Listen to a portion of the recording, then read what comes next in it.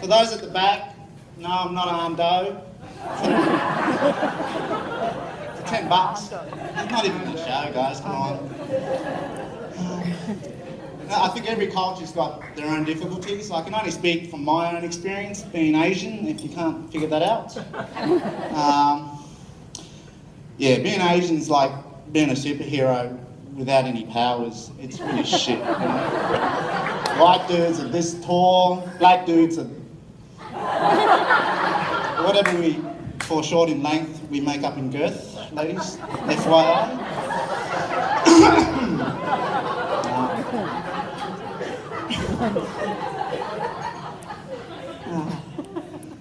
I remember the day when I told my parents I wanted to be a comedian. Their response wasn't very favourable. I remember my dad looking at my mum going, I think we should kill him and start making a new baby tonight. He wants to be a comedian, not a doctor or a lawyer. He can't look after us in our old age. No, my mum was, I think, a bit more supportive. I love mothers. My wife's a beautiful mum. She was a bit more supportive. I don't know the reasons. I never really asked her, but I think I'm an accountant by trade, so I did the numbers. We had 5 kids in our family and 4 are girls, and I'm the winner. So I thought to myself, if they kill me, no, the odds are in my favour. No, they're not going to hit another winner for another couple of goes. So I think I'm right. Anyways, to hedge my bet, I decided to be an accountant, not a lawyer or a doctor. We do make people cry, especially when I show them my invoice. Another beauty about being Asian is is going shopping with my mum. We always end up at the discount section. You know, always a couple of metres near the register. We never go any further than that. You know, the best thing about us is we never pay full price. You know, we love that. Everything's made in China. We know someone that knows someone. We can do a lot of shit.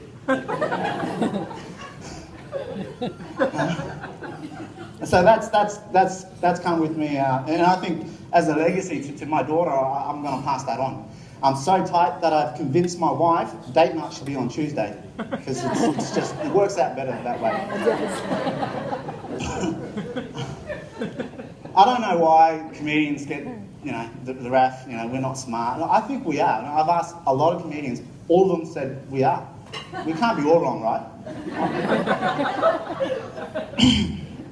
Anyway, so I'm a fan of observing. You know, as comedians, we get to observe, we get to judge, but more judging, really. We just judge.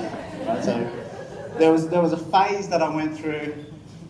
I was really into spotting those silent farters. So the people who laugh, just watch them, guys. Just watch them. Anyways, I think it's an art. So silent farting, it's like cheating.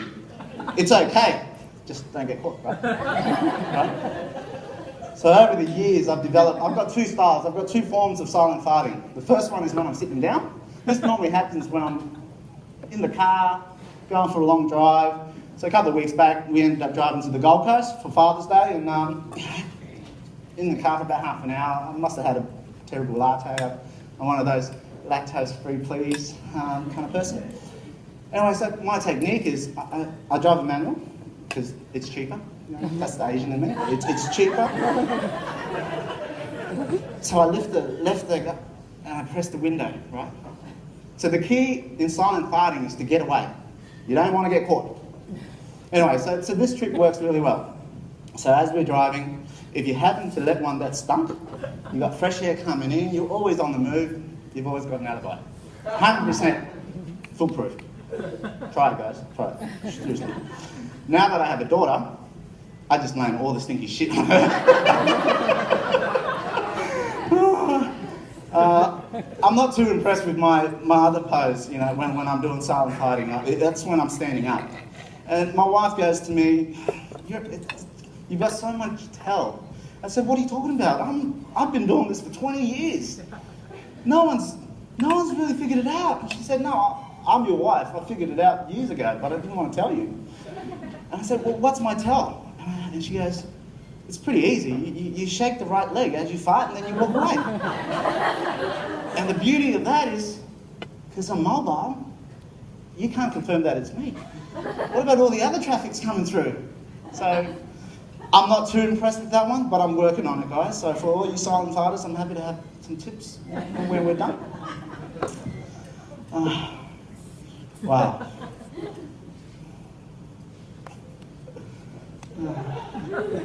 Sorry, it's an obsession.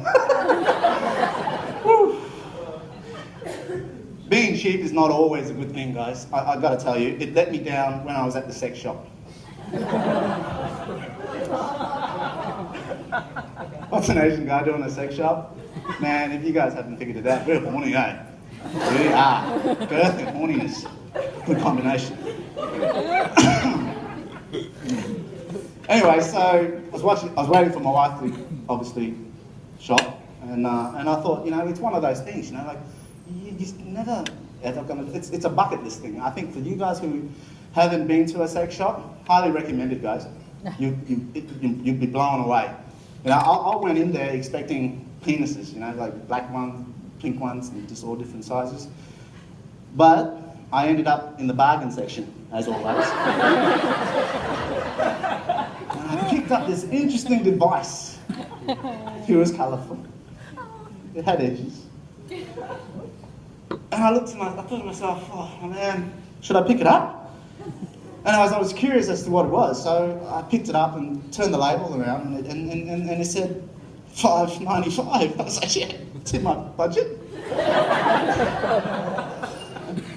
I can use this as something. Anyways, the label goes, pre-loved, butt plug.